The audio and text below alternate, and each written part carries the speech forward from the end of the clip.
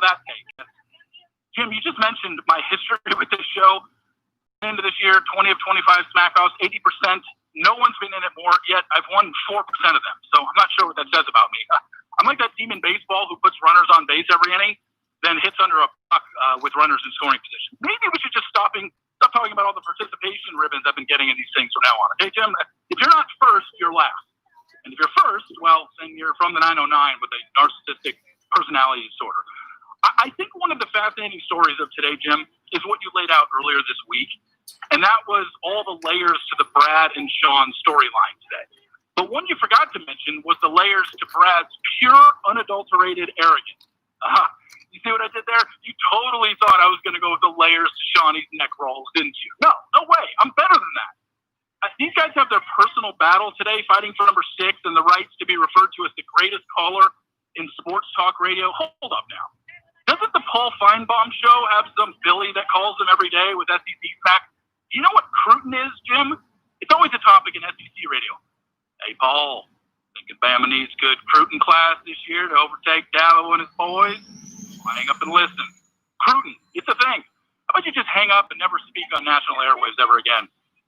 Jim, I'm real interested in how the NBA season is unfolding, but more so, how these players are going to navigate the guidelines they're laying down in the Orlando bubble. I know some teams are going to get cooped up figuring out defensive strategies and how do we contain LeBron and AD. I'm much more interested in how some teams design an offense to allow their side pieces into Orlando. You mean you expect them to be away for 2 months and not have sex with someone other than their wife? Here's what I want to know. Do the side pieces get their own room, or do they have to share with the wife? Or does it not even matter since the wives have turned a blind eye to it for years anyway?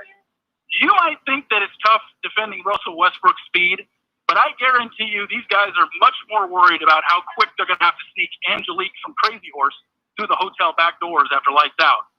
Jim, I loved hearing JT on the show earlier this week. I especially loved that he hit me the diagonal on my JT the Brick bingo card. So check this out.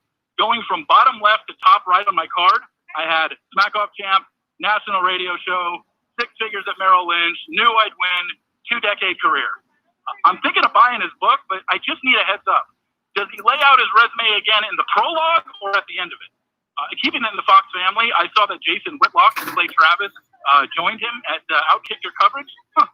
I guess Whitlock and Travis together proves there can be bad people on both sides. And Clay, I'm not sure how this dollar store version of Skip Bayless has gotten the run he has, but he sure found the right network. What's the show called again? I'm Not Racist, but I saw Dr. Fauci and Governor Newsom are requiring everyone to wear masks again, which is perfect for Clay, since that's how he attends all his meetings. And finally, yesterday, at that article that came out, Jim, explaining all the ways to have a great call in the Smackoff, well, damn, if I didn't just have one that has self-deprecation, groupie smack, and impression, network smack, cracking on clones, old school and new school references, hey, that 5K would be nice, but I am much more interested in becoming part of the Two Timers Club. This call was cut 2 minutes shorter because that's what Kyle Brandt told me to do. See you, Jimmy. Atta boy, Stevie Carbone. Well done. He is a former champ. He mentioned the $5,000.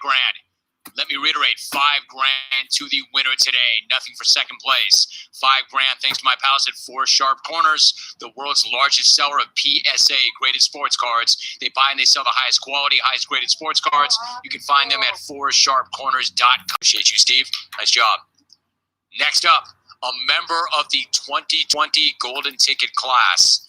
For all of his amazing regular season calls, this guy only has had 1 previous Smackoff appearance. Exactly 0 to show for it. I'm not going to lie. I'm expecting this guy to show up in a big way today. Hide your beards. Stay out of McCarran Airport. Appearing in his second Smackoff from Las Vegas, Nevada. You know I'm talking about Cal. Cal in Vegas. Good luck, Cal. How are you? Hey, y'all, watch this. Jim, I couldn't believe the old gunslinger Brett Favre was bent because the was drafted a quarterback. Jordan Love is a straight-up baller. He's better than that gimpy midget that the Dolphins drafted. Love averaged 47 points a game as a sophomore. Dude had Utah State ranked 14th. You ain't never going to see that again. Hey, Favre, Lynn Dickey didn't give a rip when the Packers got you back in '92. Don Makowski didn't freak out when they drafted your replacement to you regarding personnel moves. I mean, your judgment stinks. That's why you got busted sending pics of your little dong to that lady that worked for the Jets. allegedly. Hope that was worth it. Favre, you ain't got no game. I'm Brett.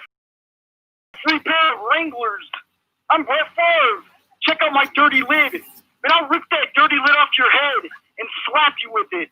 Then I'll hit you harder than Warren Sapp. I told Percy I'd do this.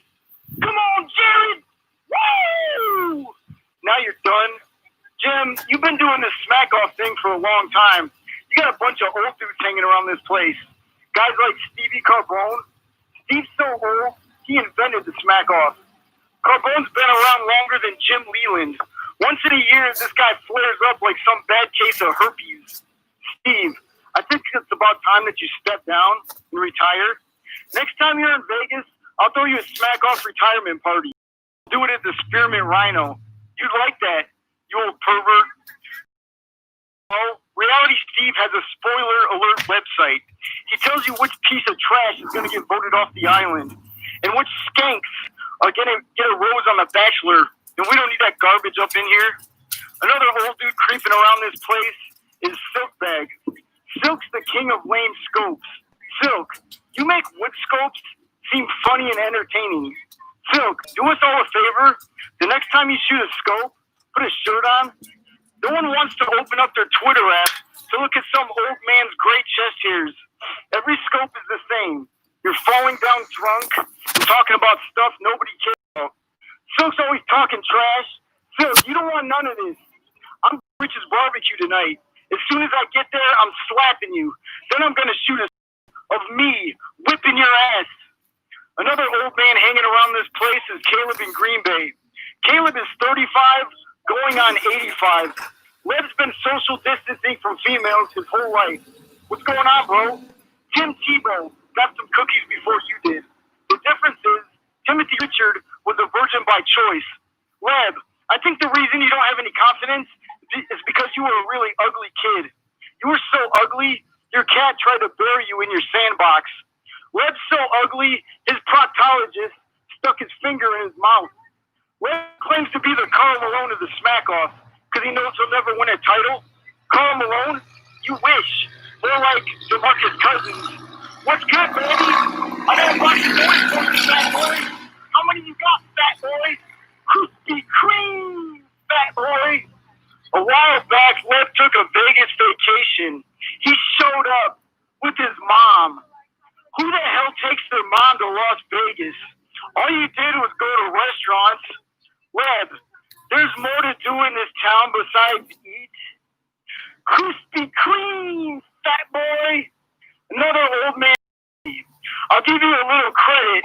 That's a smart move to come in here and act like Cal because I'm the best to ever do this.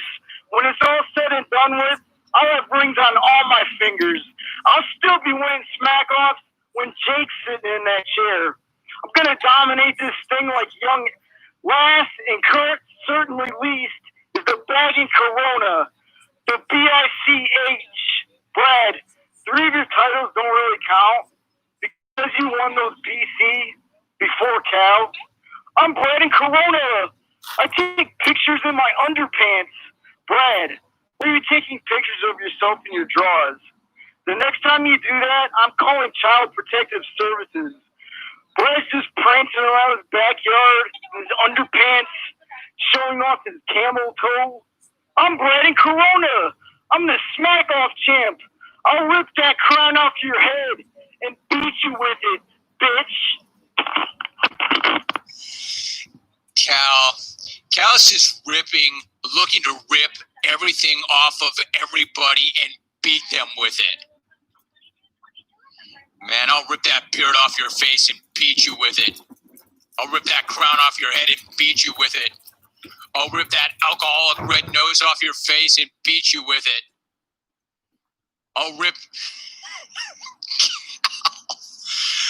All right, what do you do with that guy? Cal was still going to come in and beat some old people. It's unbelievable. If we're 26 in, and that was a segment with Stevie Carbone and Cal, I don't think we've ever taken as many phone calls in the first half of a Smackoff as we have this Smackoff. And again, to Steve's point, quote, the winner may not have even called yet. This is going to be tough. I've got lots of people bunched up. It is very close. Who you got going forward? Here comes some heavy hitters. One of the storylines coming up was this is for the best of the best anyway. But you got 2 5-time winners. Somebody's got to get to 6. The first one to 6 probably is the GOAT. One of them is on hold.